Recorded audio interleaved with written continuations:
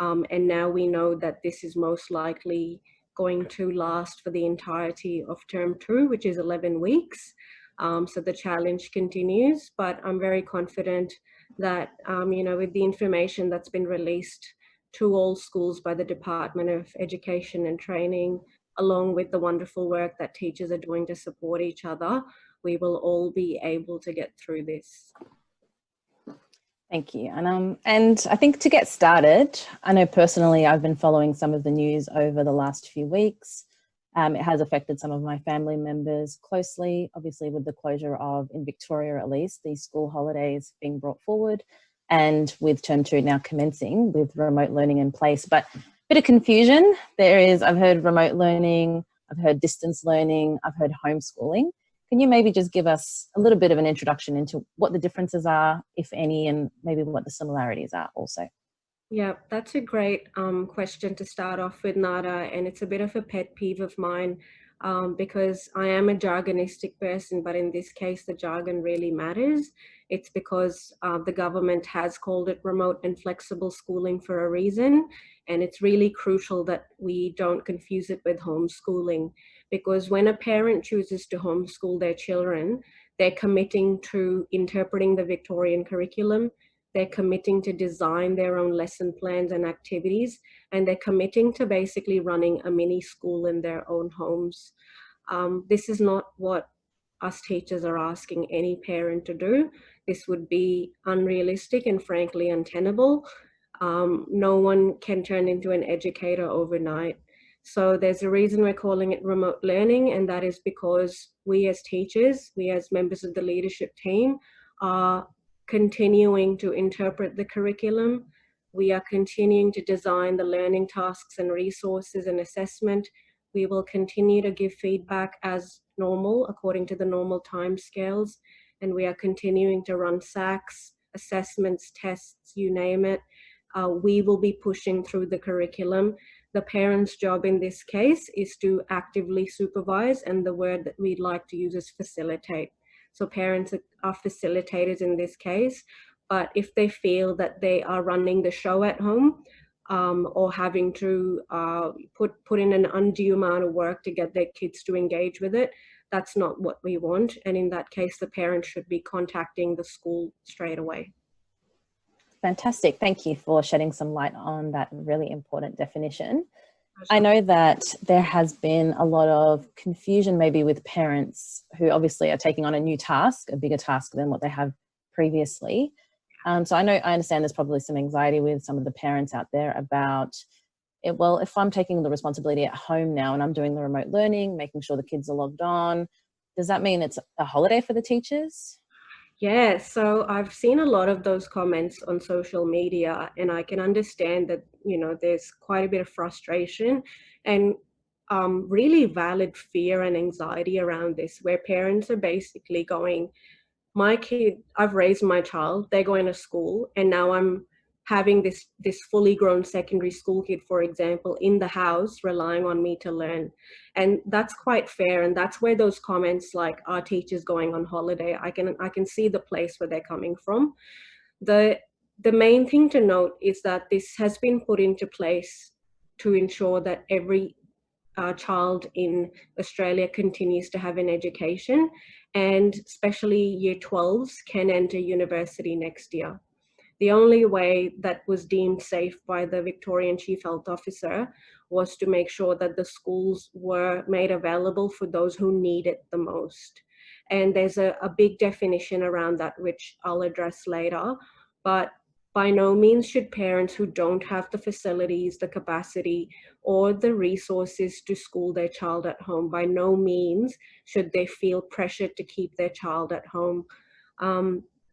And there's a good question that's coming up in chat about that, which I'll address as well, which is where the definition of remote learning and which child can go to school comes in. So I'm not on holiday. I can tell you I worked 10 hours today. And we're pushing through resources that I could easily, comfortably come up to my class table and deliver. Now I'm having to modify that so that a child can learn independently without annoying their parents. And I'm having to put all of that online onto a shared school platform like Compass, that I'm having to create learning tasks. I'd normally give them out by hand. Now I'm uploading all of that, and I'm monitoring student engagement. I'm video conferencing with kids. You know, I've got students with anxiety who need to see me face to face. I appreciate that. So it's a lot of work we're finding. It's a rewarding work. The morale is quite high amongst teachers. Yeah, absolutely. And I think one takeaway, just based on what you're saying, and obviously some of the things we have seen on social media and in the news over the last few weeks, is that everyone's under a lot of pressure now. The general community, parents are under a lot of pressure, the students, especially those in their final years of schooling, and the teachers and the education system, obviously feeling the pressure and dealing with unprecedented times really in our history. So thank you for all of the work that you're putting in. And on behalf of the general community, at least, we know that you are, you know, underappreciated. So we appreciate all the work that you are putting in and making it work. Thank you.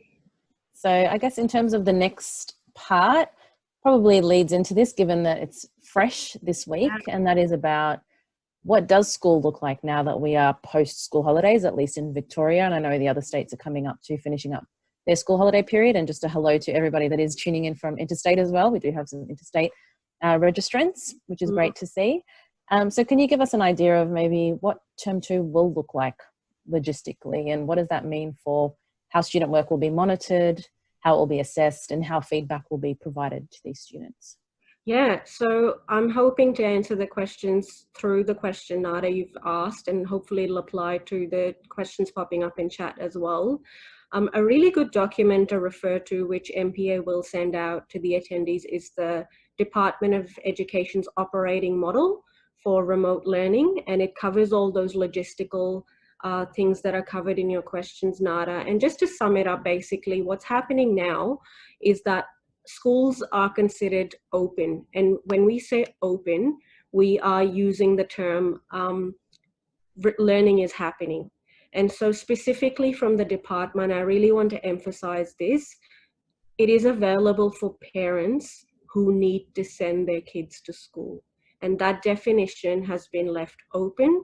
There is a reason why James Merlino, the Minister for Education in Victoria, emphasized yesterday multiple times, no one is keeping track or a roll of kids, and no one's auditing whether someone needs to come to school. We're being quite flexible. Okay, we're not asking you to prove why you're sending your child to school. We're trusting you to make the best decision. And what we're defining as kids who need to come to school include children who are with a guardian, who are in out-of-home care, children who are at risk. There's domestic violence involved. There's, you know, parents who are abusing drugs and alcohol. They might be in child protection. They might be at risk of self-harming and suicide. We want those kids to come to school. We don't want to put undue pressure on parents there. We want kids who have been referred to us by child protection services to be coming into school. We have kids with certain disabilities where we know the parents cannot provide a suitable education, potentially because of low resources. We have asked those kids to come to school. So we are being quite flexible in that, and the ratios we are maintaining in the classrooms are 1 to 10 at minimum. So 1 teacher for every 10 students, whereas normally we'd have 25 in a classroom. So you can imagine that the students would be sitting quite far apart, and in the case of classrooms, we would have mixed year levels in one classroom supervised by the on-site teacher. So the term on-site teacher is really crucial because they are not the classroom teacher. So for example, if I am on site at school supervising 10 kids, those 10 kids could be students I teach normally or I do not see at all. I'm just supervising them because their parents had to send them to school. What I can do is help them with everyday school functions, how to log in, how to access an assignment, basic questions, but they are accessing the same remote learning resources as the kids at home are. So if they've got period 1 English at 9 a.m., their period 1 English teacher would be sitting at home, uploading everything online, and they'd be engaging in that same learning through the tasks that that teacher has set, as all the other kids sitting at home. My job is to be in front of them, give them hand sanitizer, chat to them, keep their morale up, offer them any specific assistance, as with kids with, additional learning needs, provide them with food, resources, make sure they're feeling safe and comfortable, and answer all their mundane schooling questions. So logistically, that's what schools are looking like. We have hand sanitizers available outside every classroom. We are specifically stationing staff to make sure that parents are not congregating in the car park, because that would completely deflate the purposes of this structure. And so that's what it's looking like. In terms of at home, what am I doing if I'm at home as a teacher? I'm using the department approved video conferencing platform, which is not Zoom, because we know Zoom is not secure. Anyone can send the code to anyone. We've got hackers, people playing pranks into classrooms. So the department's disapproved it completely. And so we're using WebEx, which is very easy to download. And I've used that 3 days in a row now with my classes. Video conferencing is an option. It is not mandatory for teachers. At the baseline, we just need to use the resources we'd normally use. So for example, at my school, we use Compass, we use email, and OneNote. So teachers are using that as the norm. A lot of kids are reporting that all the instructions are online, they're available. It's really the difference is we're sitting at home. And yes, that puts a lot of pressure on us to exert accountability. That's the main thing. Some kids are doing that really well, others are not doing it well. And those who are not doing it well, we're encouraging them to see it as a learning opportunity, not to beat themselves about it. And we are certainly not blaming parents if work is not submitted. I can speak for a lot of teachers at my school. We are very flexible with how this is going. Absolutely. And in terms of maybe just to put some of the parents' minds at ease, as you said, there is a lot of flexibility being offered just given the circumstances at the moment. So in terms of availability of feedback on student progress and maybe even the tools that the teachers, or common tools that teachers are using to provide that feedback to parents, can you shed any light on that? Yeah, absolutely. So our school is a Compass school, and a lot of the schools in Australia use Compass as a platform. Any schools could use any platform to mark the roll, upload work. We use that. And with every learning task, there's a feedback button, and we can initiate conversations in that with parents and students. So I could say to a student, you submitted this learning task. This is a very good. This is why I've given you a very good. And this is how you could improve. The student could reply saying, thank you for that feedback. However, I do have a question about 1A. Can you please explain why I got 2 out of 5 marks? So the conversation can carry on that way. And if I, as a teacher, feel that the student is really not satisfied with my feedback that way, I can offer them a WebEx session during lunchtime or recess, normal set hours, or after school. I can say, let's have a 10-minute video conference about this so I can answer all your questions. Feedback is also being delivered via Google Forms and Microsoft Forms. So we survey our kids a lot. So I recently set a learning task for my Year 10 science class, and I asked them for feedback on the content, the way I delivered it online, and also their learning and what they'd like to see. So I collate all that feedback. It's anonymous, and so kids are actually finding it less invasive even to do it, because they're behind a screen, and they're being quite honest and transparent. Fantastic. Thank you for that. So in terms of how the content will be delivered, I guess we've covered that. It will be remote learning using online tools, even if the kids or students, are attending school. So I guess in terms of expectations on maybe parents or even just students, are they expected to be remote learning or distance learning for the same duration as normal school hours? So say 8:30 to 3 or 9 till 3, depending on the school? Yes, so basically the department has requested us as best as possible to invest 60 minutes a day for literacy-based activities through any subject. So I could be teaching literacy through humanities, science. Literacy is a core skill, it's not a subject, so it could be delivered anyway. Then there's 45 minutes of numeracy skills, half an hour of physical education, and 90 minutes of any other skill. So that's how they've requested us to structure it. However, we as a school have decided to go with our set schedule. So we have 4 periods in a day, and we will cover those skills through those 4 periods as normal. And kids have everything uploaded the day before on Compass, so they know what to expect. And some of the more responsible students are doing that. They're having a look the night before. They might do that to assuage their anxiety. They might just want to be extra prepared, or they might just want to make sure their internet can handle what's coming up the next day. So all of that is up there. And basically, in terms of expectations, we are expecting kids to engage with that work during set school hours, as you mentioned. In our case, that's 8:45 all the way to 3:20. And so we would like the kids to show that they are engaging with the work. That does not mean that I'm expecting a student to be sitting in front of his screen 72 minutes times 4, because that is completely untenable. All I'm expecting is whatever they're doing in the background, eating their breakfast, playing with their cat, chatting to their parents, whatever they're doing needs to be done simultaneously with the work that's been given. The way they do that is at their own pace. Some kids have reported to me that we're loving the 72-minute sessions. We're setting phone alarms, they're going off. We're in our room at a quiet workspace, and we're taking breaks. Others have said they need a more free-flowing work day because they might be super active. They might just not be able to work that strictly in a home environment, and that is fine. And so our expectations as teachers then need to align with that. I'm not expecting stellar work. I am having high expectations, but I cannot expect kids to do complex tasks that I would be expecting them to do with my support at school. Fantastic. It sounds like you are working in a school that, does have a pretty good, robust system in place, which is fantastic to hear.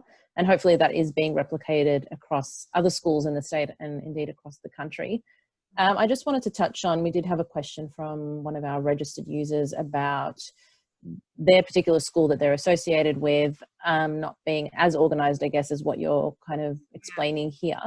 And the school had suggested that their child, who is only 5 years of age, watch ABC Kids curriculum-based programs to help get through the day. So what would you say to that? Is that considered acceptable, or do you have any comments?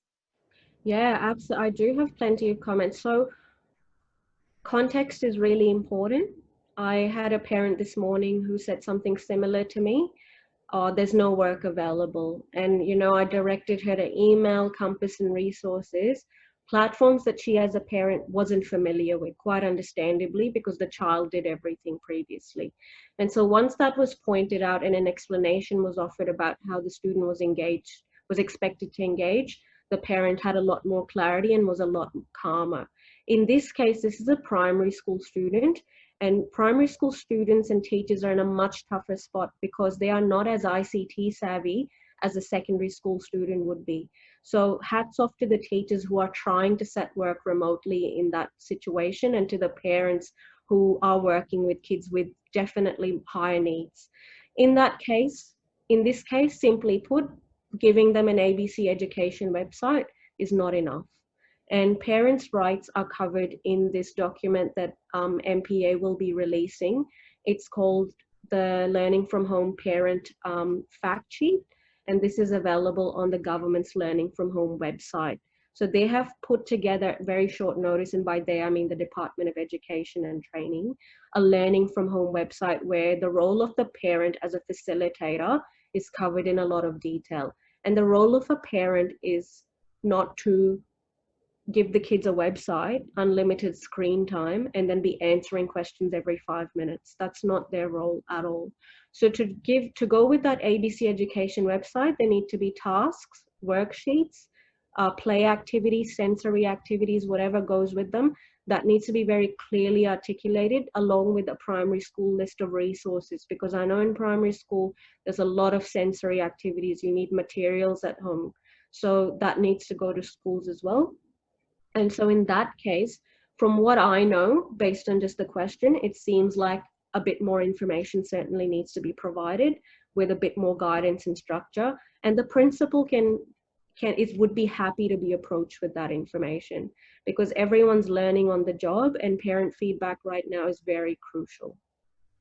Fantastic. So if parents are feeling uneasy about the school's organisation, they should be able to approach someone more senior at the school to raise their concerns. Yeah, phones are working. So phones for leadership staff are being directed to voicemail, and those voicemails are hitting our email inboxes. And email is always the best way to go. I know for a fact we're all checking emails. So there is no reason that that parent will not get a suitable response. Fantastic. Okay, so just a gentle reminder, I can see that there's a lot of activity happening in the chat box, which is fantastic. A lot of interaction with our registered users. So I'd encourage you guys, just a reminder, on the right-hand side, you can submit your question at any time, and inshallah, we'll try and answer them as we go, inshallah, yes. Okay, so I guess one of the other things that we've seen probably over the last few weeks, again, just with the current situation, is just the lack of clarity about what people need to be doing, what they're expected to do, what is acceptable, what isn't acceptable. So I guess just on that note, I wanted to just get some more clarification, maybe for the parents who are watching, in terms of maybe the expectations on the parents during this transitional period of time, let's say. Yeah. So I just wanted to know, in terms of, from your experience and expertise, how dedicated do the parents have to be when they're teaching their kids at home during this time? And like we said before, how do we make sure that the kids are actually engaged with the schoolwork when they're homebound, not around, they don't have that social aspect, especially if they crave that during school hours? How do we kind of keep it moving for the kids? Yeah. So look, that is a great multifaceted question. And the baseline that I would encourage all parents to start off with is to have a conversation the night before, at a dinner setting, at a setting where the parents and guardians are present with the child mentally and physically, and the child is winding down. And I would ask them what format they want to learn in. So a child might say, I want to learn in my room, and I would like my desk to set up there. Or I might want to learn, tomorrow's a good day, the sun's out, I want to learn in the backyard. Or I want to sit in the lounge and watch the activity that's happening at home, otherwise I'll feel isolated. Once that setup is done, they need to make sure that basically routine and expectations are established. Okay, so when learning is happening, the household needs to respect that. The child does need as much of a quiet space as is possible. There needs to be a strong internet signal. Basically, the child needs to be provided a level of supervision suitable for their age. If it's a year 7 student onwards, I would think they need minimal supervision. Primary school, yes, they would need more supervision. What parents can do is monitor communication at the end of the day from teachers. And that would just say to your child, can I see your email? Can I just make sure I check my parent email? Just make sure that we're all on top of things. To start off the day, there's some really good questions they can ask their child. In the morning, once the child's logged in, they could ask, what are you learning today? What are your goals? How will you be spending your time? What do you need from me? What support can I offer you?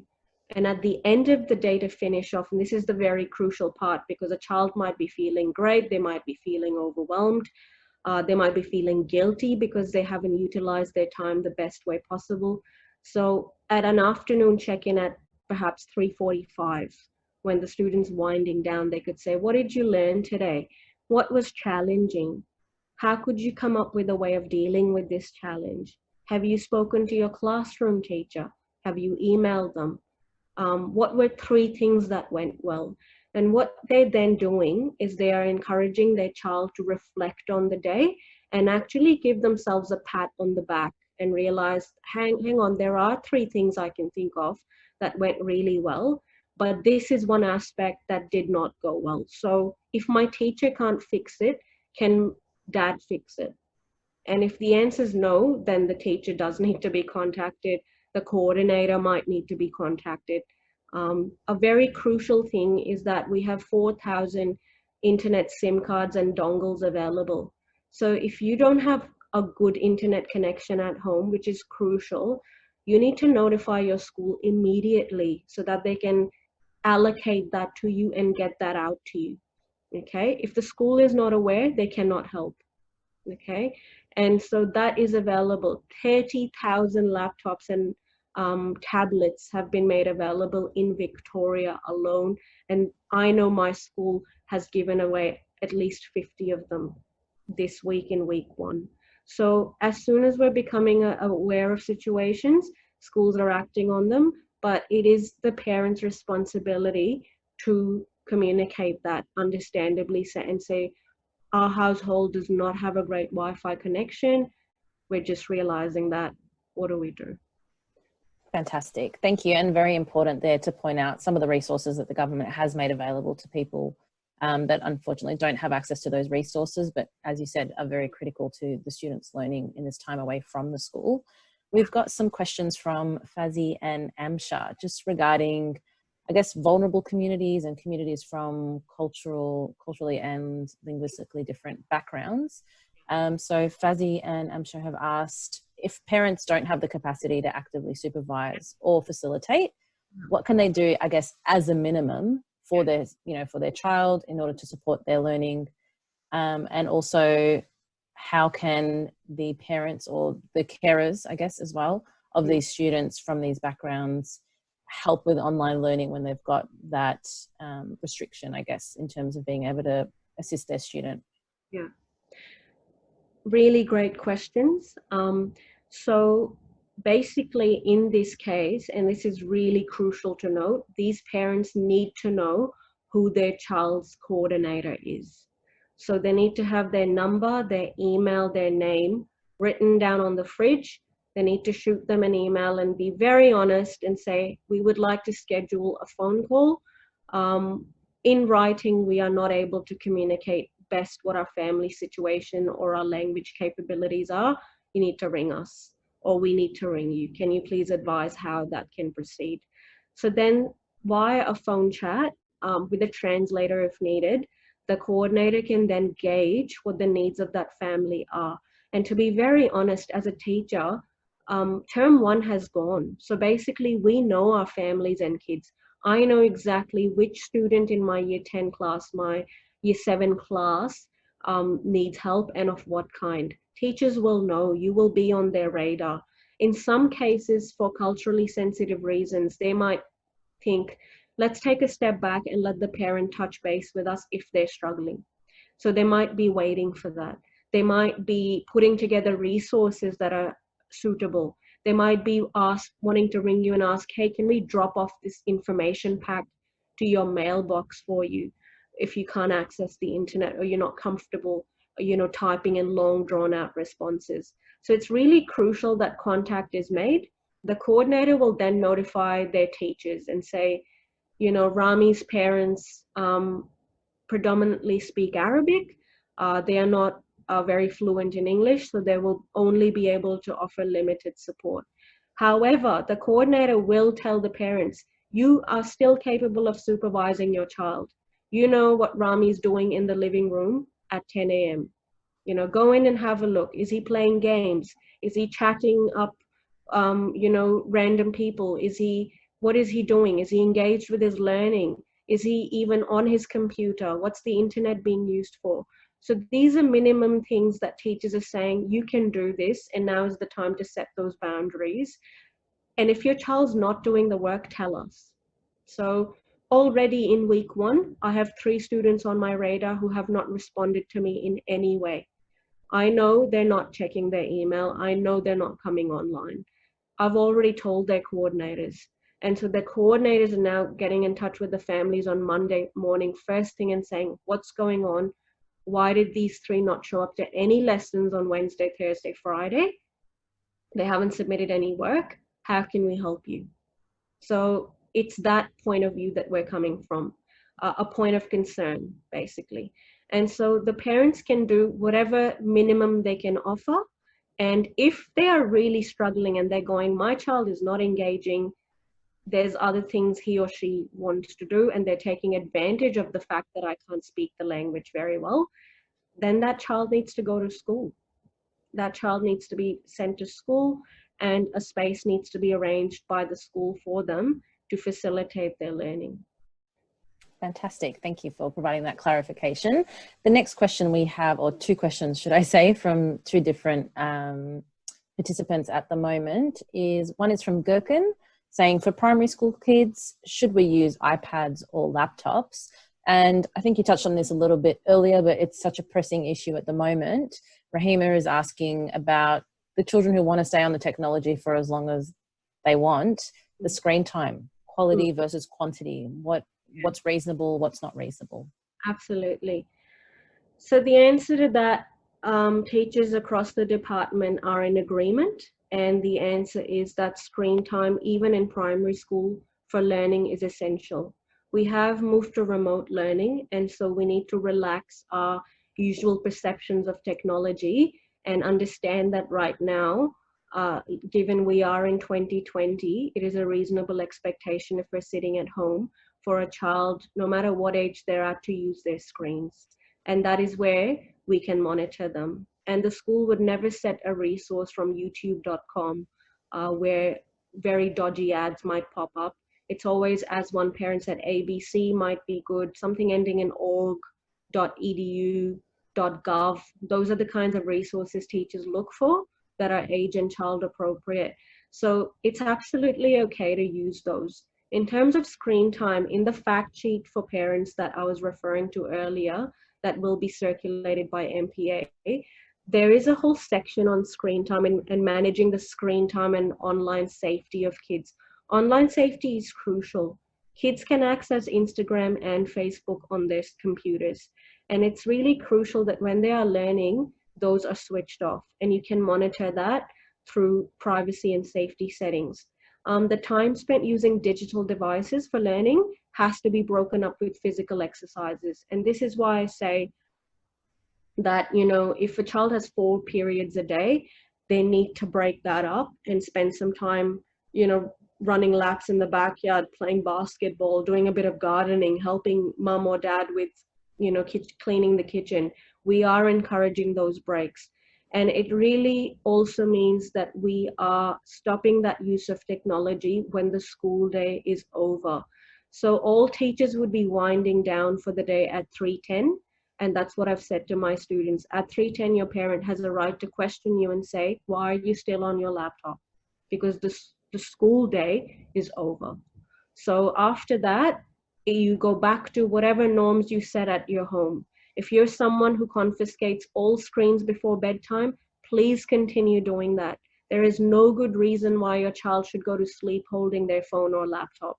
If you're someone who locks their Wi-Fi after a certain time, continue doing that. Continue setting the same boundaries, but also have really honest conversations with your child about confidentiality, trust, safety, online predators, people who might be taking advantage of this pandemic. So those are some conversations to have. Thank you. Do you have any maybe balancing act tips? This one comes from Shazma, about what parents can do if they're working from home, but then also are obviously supervising and caring for young kids who are studying online. Has there been any advice on that? Yeah, so the fact sheet for parents covers that, and there's a whole section on parent and student well-being. The biggest thing, as you know, this isn't on the news every day, the biggest thing to be hard hit by this is well-being. And we're talking people who've never had any mental health issues reporting that they're experiencing high anxiety, fear of failure. Their parents who are ringing me saying, what if I'm not doing a good job enough? It's not you I'm angry with, it's myself. I'm really worried that as a parent, I'm letting my child down because I'm not a teacher. And my answer to them is, you are not expected to be a teacher.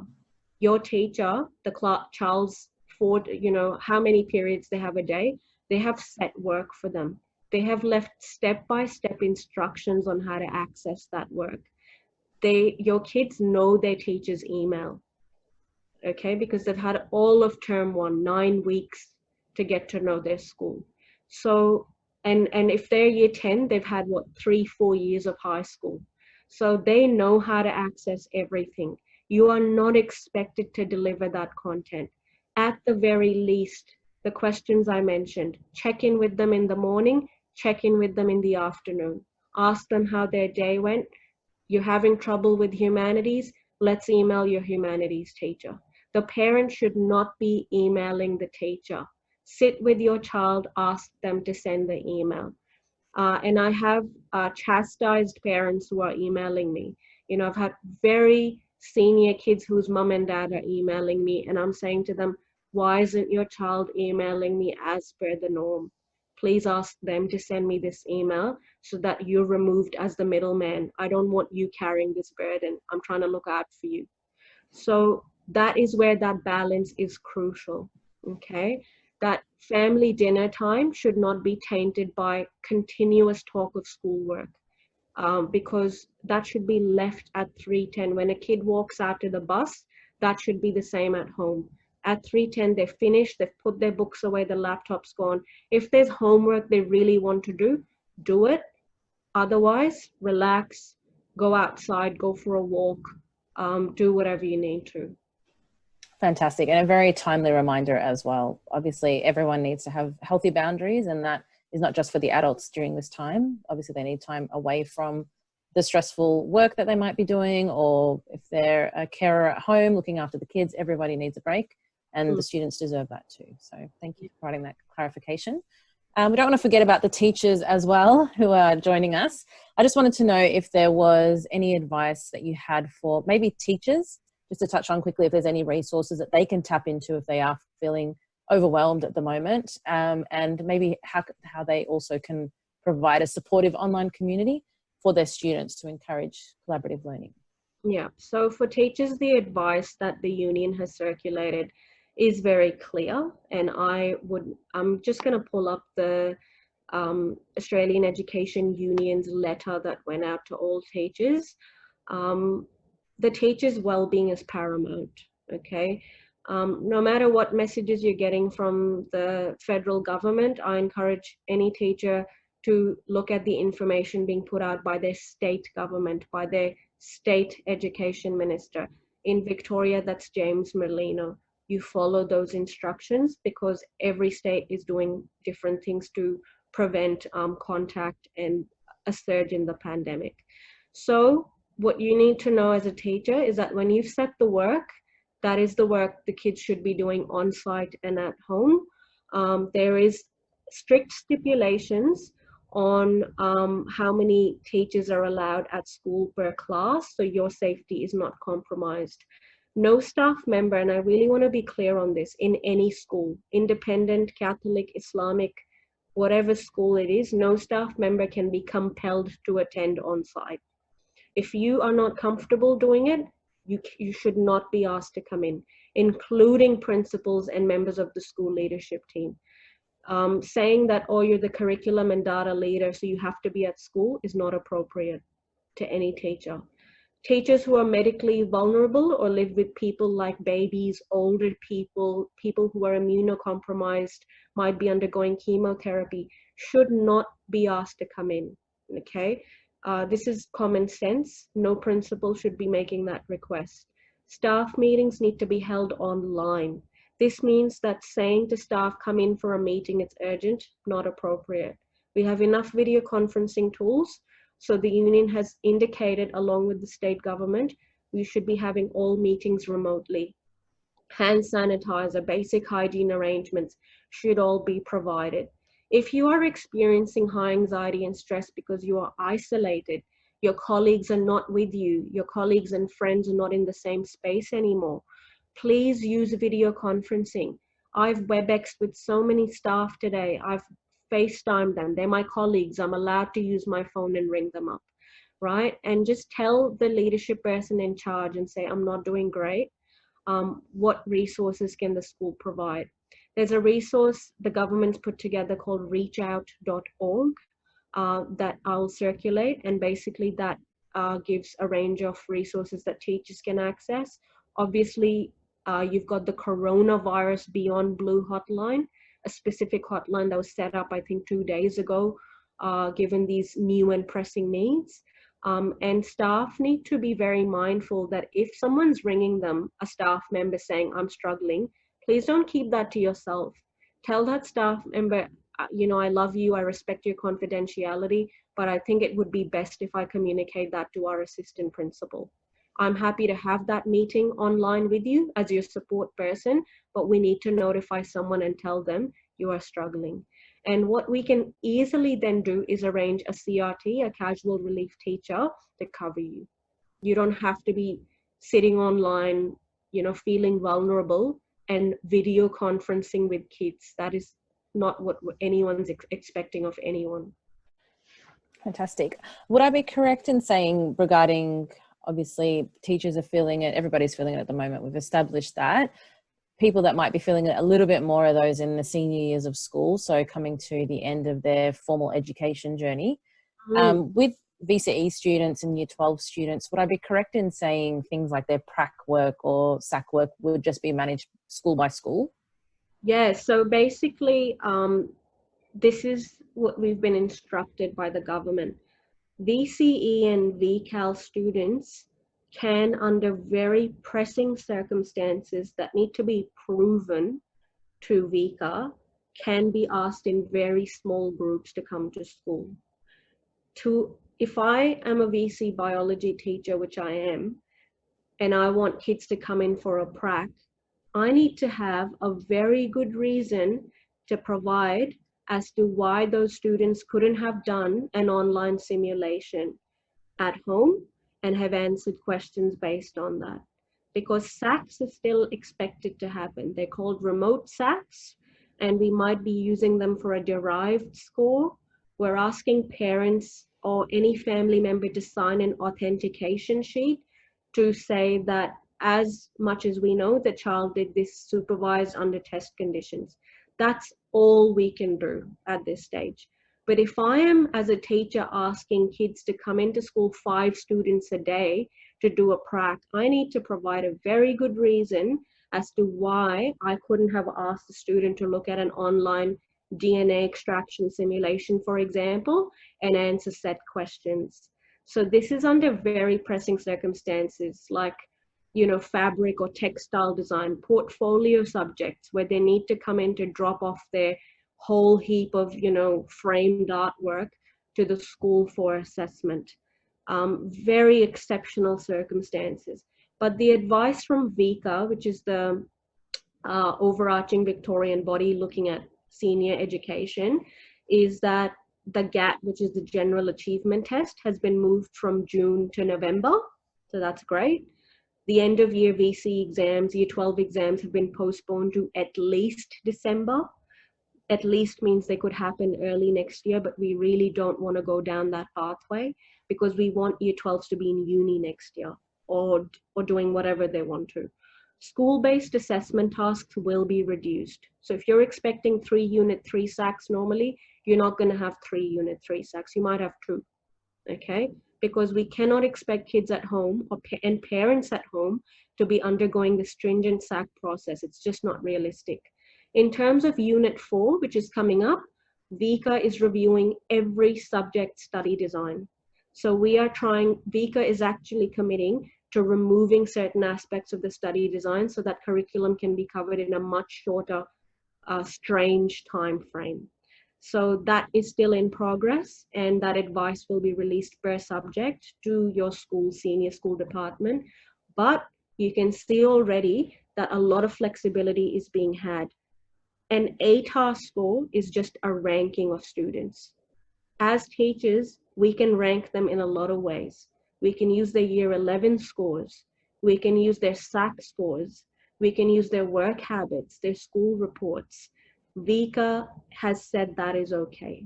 So students should really not be expected to come to school unless there is a very exceptional proven reason. Fantastic. Thank you for that. I'm conscious of time as well. We are coming to the business end of the webinar, so I want to try and cover off a few more questions and topics that we've received.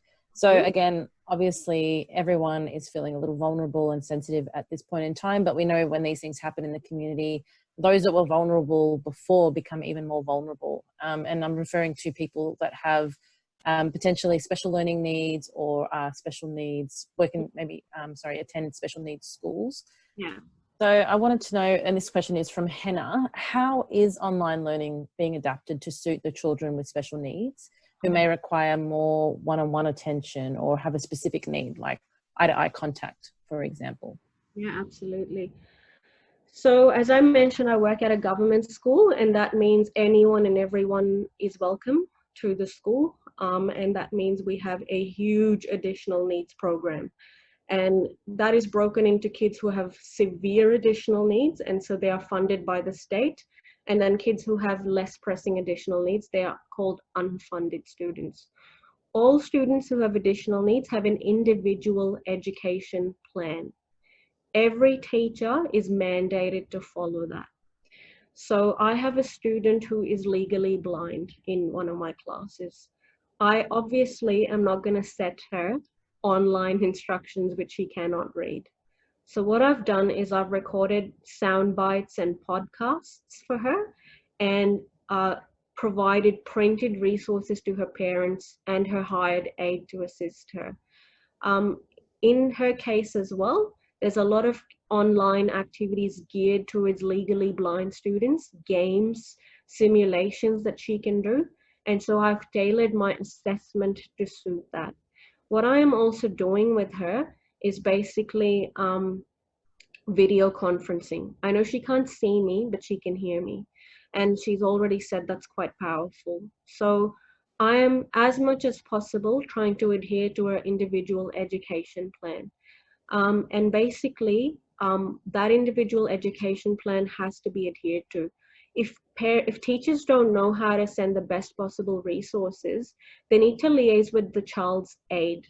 Every child has an aide, a teacher aide, if they have additional needs, and that aide has specifically been hired by the school to generate resources.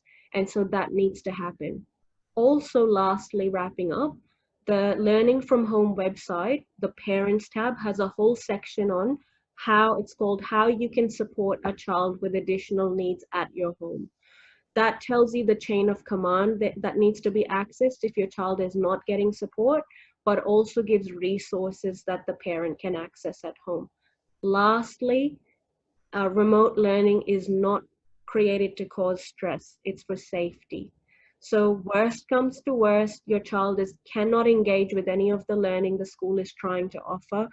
We need to do some brainstorming with the child's coordinator and teachers and come up with a plan to support them where they're having fun and not hating school. Thank you for sharing that. And mashallah, so much knowledge has been shared during the webinar. We do still have a little bit of time to go, and there are a few more topics I want to make sure we cover just for everyone's benefit, inshallah. But as Anam has said, and thanks to her generosity, we will be providing a number of links to assist parents and carers and educators alike. And MPA will distribute this to registered participants following the webinar. So if you haven't registered and you're not on Zoom at the moment, please send us an email to info@muslimprofessionals.com.au to receive a copy of these links. And one of those links that Anam has also graciously shared is a partnership between Australian Principals and UK Principals, which contains links for students that have specific learning needs. So inshallah, we'll be able to share that with you all. I guess just touching on the topic of well-being and safety, and you mentioned how much, this is a critical part of obviously trying to flatten the curve, which we keep hearing about, but obviously just keeping those that are frontline staff, protected.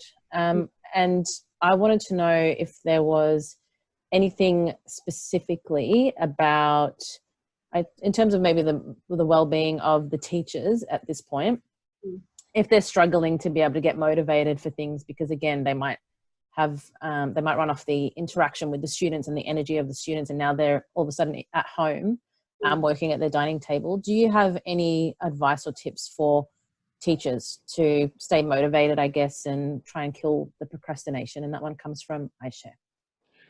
Yeah, great question.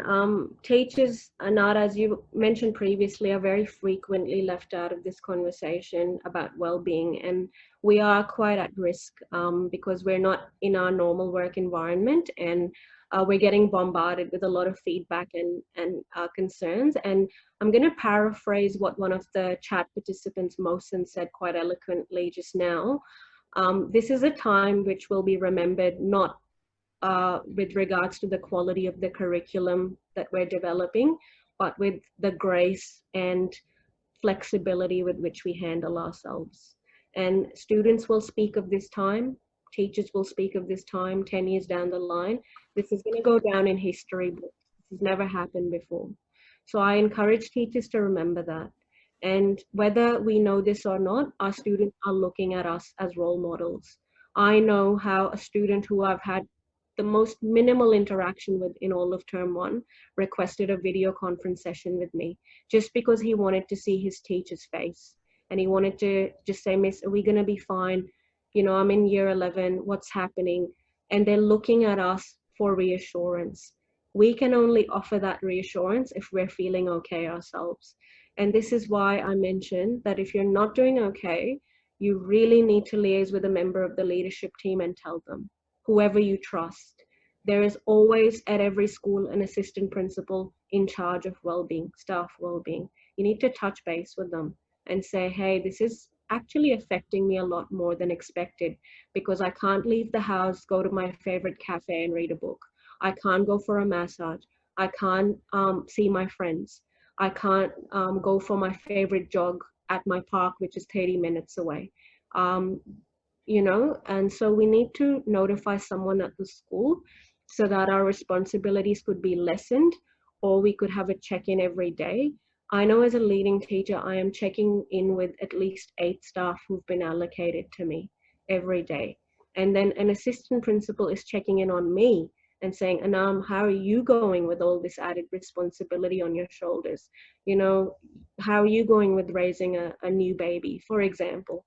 So people need to just trust each other and remember this time is not about who's getting the best grades in biology across Victoria, who's, doing the most cutting edge activities. It's about how we can support each other and how we can maintain our sanity and come together as a community. Absolutely. And I'm just conscious of time. We probably will go over by just a couple of minutes. So hopefully you can all hang on the line there for just a couple of more minutes. Just the final questions. The first one is just going back to your earlier point about some of the resources that are being provided by the government regarding the dongles and laptops. Can you just clarify, are you aware if that's just for the state schools or is that for private and independent schools also? Any school should have access. We have millions of students in Victoria accessing remote learning, and all of them should be able to access the internet and a laptop. And if they cannot, independent schools get federal funding. They are eligible and they need to notify someone at this school who will then need to notify the state government. Fantastic. We have a question from Mohsen. He is interested in learning how the school closures will impact end of year reporting across different schools and countries and what changes have been considered to accommodate for this period. Yeah. So any first semester exams should be cancelled is my recommendation. Some schools might be doing tests to replace them at home, but remember the workload you're generating for yourselves. How are you going to mark all of them? Who's going to supervise kids? Are parents willing to sit for 90 minutes and stare at their child doing a exam style test?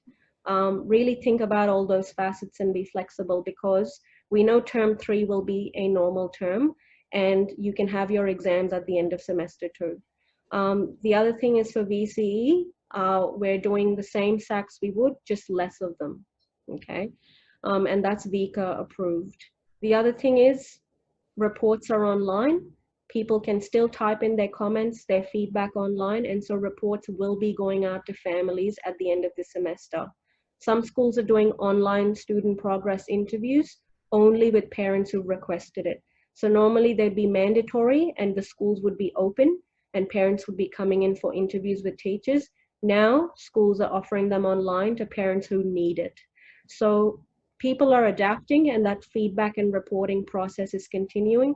However, from a department perspective, a semester one report has to be generated online, and it can be done because all schools do it anyway. So we might not be commenting on work habits because I'm not watching kids work, but I know what they're doing because I can see the work they're submitting. So that is plenty of evidence. The frequency with which they touch base, the frequency with which their parents are reporting to me and saying, my kid's not doing any work or my kid's struggling, all of that can be reported on. It's about schools just adapting their reporting structures. Fantastic. This question comes from Zohab. He says he's a performer and motivational speaker who works primarily in schools. Do you have any idea, or can you envision when schools will commence again? Or do you even have any advice for him maybe regarding digital school visits, and if that's a possibility? So Zahab, the impetus is on you now to communicate your local schools and tell them that your services are still available. So because classes are happening online, I personally and my school love it if a motivational speaker, a spoken word poet could jump onto WebEx and address a class online. That would be fantastic. That would give students a break from the mundane, and they probably need all the motivation in the world. Obviously, the way that you would charge for those services would need to be flexible as well, because you are no longer now traveling to the school, setting things up on a mic or on a big screen. Everything's from home. So that will need to be negotiated. But schools are very happy to support small businesses, sole traders like yourself. And we would love it if people would offer services where they can hop online to a safe video conference, and actually share their motivational poems, speeches, whatever they're offering with students. The way we do that logistically, because we have 10 year 10 classes, we're a big school, for example, will be determined. So perhaps we might have half of them online in period one and the other half in period two. And so that would be your workload. You'd be presenting to a school that's broken their day up for you. So that can all be negotiated because we're delivering our lessons anyway. So anything that can be done face to face, schools are open to, but we need to be reminded because, as you can tell, our priorities have changed a fair bit. And so it's an 11-week term.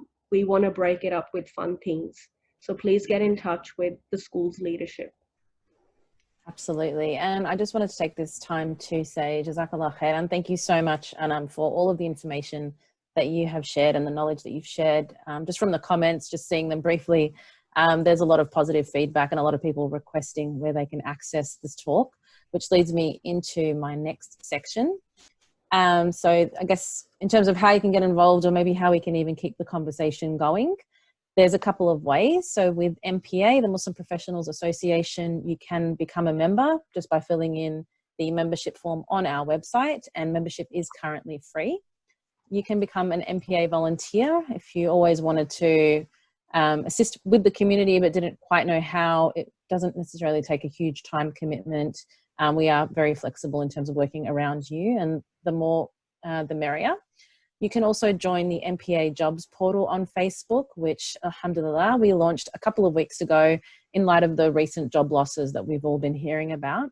It's an interactive portal where the MPA team and the group members can post job opportunities that they are aware of. And alhamdulillah, we've been able to share a lot of job opportunities. So I'd encourage you to do that by visiting the MPA Facebook page and sending a request to join the MPA jobs portal. We'd also request that if you could complete the Zoom poll, if you are on Zoom at the moment, that would be much appreciated. That's the poll coming up right now. Just move that out of the way. Just move that out of the way. Sorry, guys. And we also have the social media and how you can contact us. So you can send us an email at info@muslimprofessionals.com.au.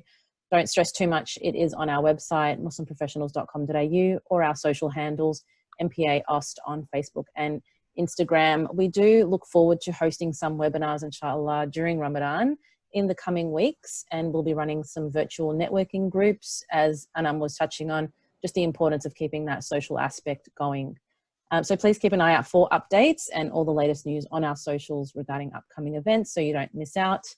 And the actual webinar that we are doing at the moment, due to the positive feedback, we will actually be sharing it, inshallah, on YouTube and attempt to get it onto Facebook as well so that you can share with all of those that will benefit, inshallah. And just on a final note,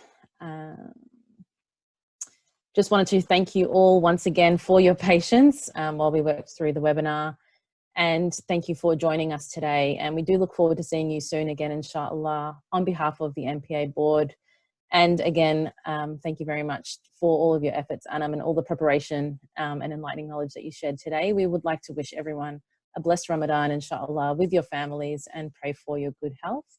Wa alaikum assalam wa rahmatullah wa barakatuh.